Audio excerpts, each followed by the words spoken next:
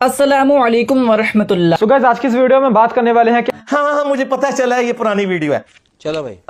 मैं एक बड़े अहम इशू पे बात करना चाहता हूँ। मैं माफ करे, बहुत मनुष्य लग रहे हो, मत करो, रहने दो। मुखातिब होना चाहता हूँ जनाब मोहतरम इंजीनियर मोहम्मद अली मिर्जा साहब से। क्यों? क्योंकि सौदा मुक गया थे या आप लोगों को गालियां पड़ रही थी मुल्क छोड़ने के ऊपर, तो आपने कहा कि हम रुख ही दूसरी तरफ बदल दें। मैंने कभी उनके बारे में वीडियो नहीं बनाई। हाँ, लाखों लोग लुच तल रहे हैं, आप भी तल रहे हैं, मुझे क्या फर्क पड़ता है। लेकिन गुज़िश्ता कुछ अरसे से मैं इंजीनियर साहब के अंदर कुछ चीजों की तब्दीली देख रहा हूँ और लगातार देख रहा हूँ। इंजीनियर साहब का अकीदा बदल गया है। इंजीनियर साहब का अकीदा नहीं बदला, अकीदा थोड़ा बदला है। Mister same page. जरा ये जो आपका स्टेटमेंट है इंजीनियर साहब, इसकी मैं कुछ चीजें आपके सामने रख देता हूँ। चलो चलो चलो देता हूँ। नंबर 1, डिजिटल दहशतगर्दी। ये टर्म आपने कहां से सुनी? आ जाओ बताते हैं।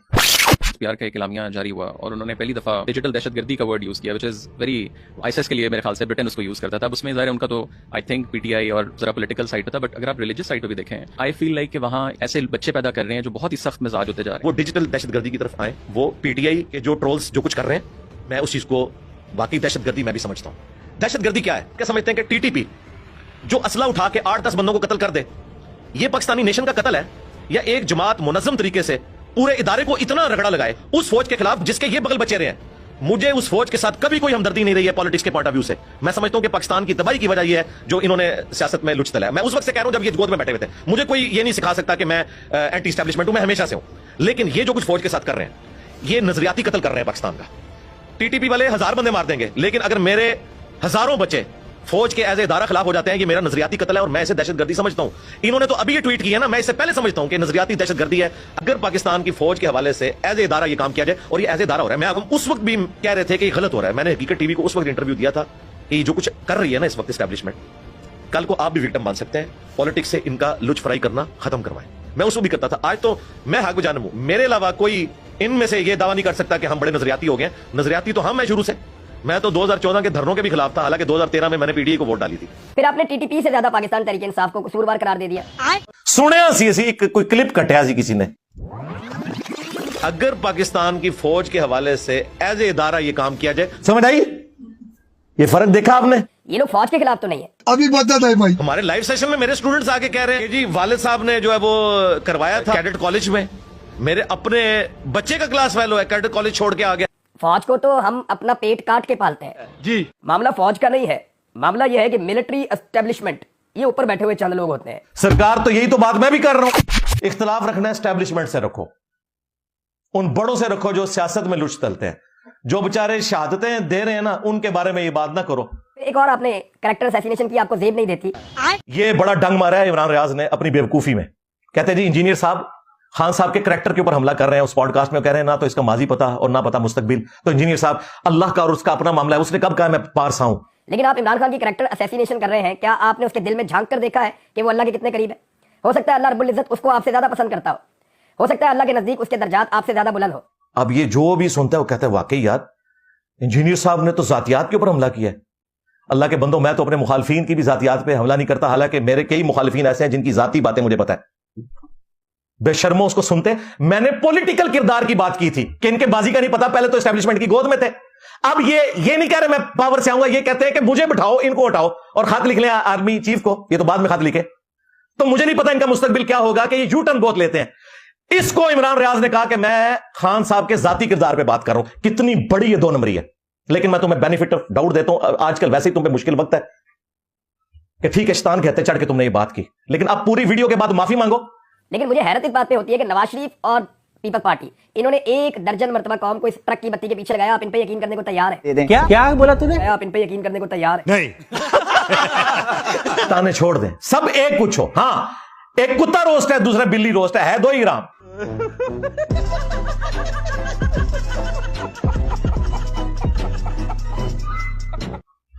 हाँ जाहिर है, अब मान रहे हैं, कहते नहीं वो थोड़ा है कोई ज्यादा है। हाँ जी, ये वो गिलास है जिसमें 100 कतरे हैं गटर के, इसमें 1 है तो ये पी लें। जनाब हम 1 वाला भी पीने के लिए तैयार नहीं, हम पाक पानी पिएंगे।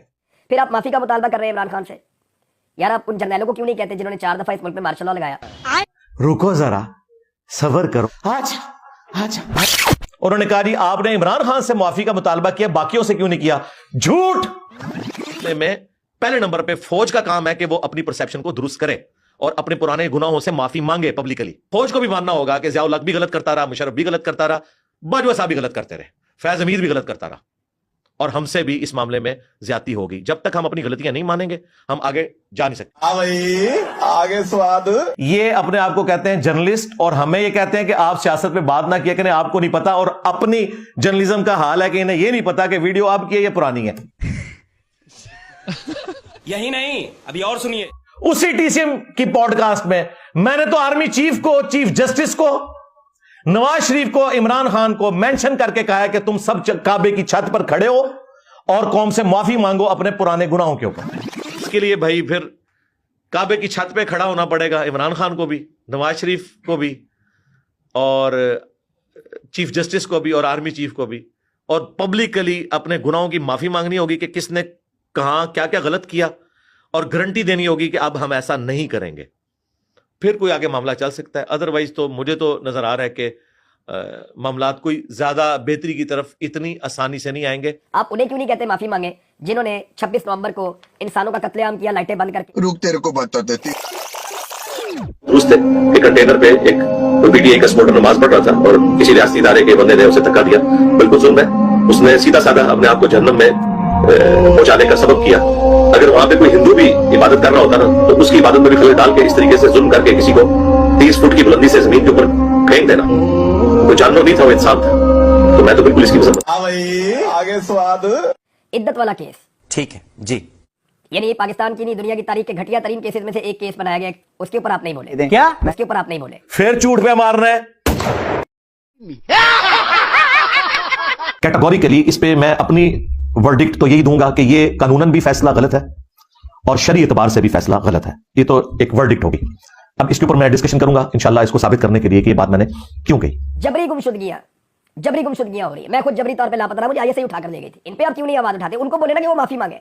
फिर हमने क्या कहा? तोबा तोबा, थारा मूड खराब कर दिया। ये देखो, इसके लिए प्रैक्टिकल वो तमाम एक्टिविटीज आपको परफॉर्म करनी पड़ेंगी जो आपके मुखालिफिन आपके ऊपर जनरल इल्जामात लगा रहे हैं, आपसे मुराद आपके इदारे के ऊपर। अगर आप न्यूट्रल हैं, सबसे पहले मिसिंग पर्सन का मसला हल करें।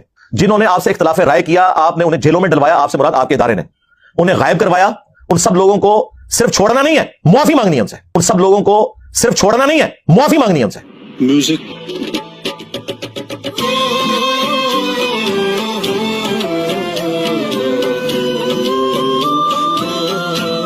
अगली वीडियो में आके मासूम सा जुमला बोल रहा है, हाँ मुझे पता चला है ये पुरानी वीडियो है। ये क्लिप कुछ पुराना है, नया नहीं है।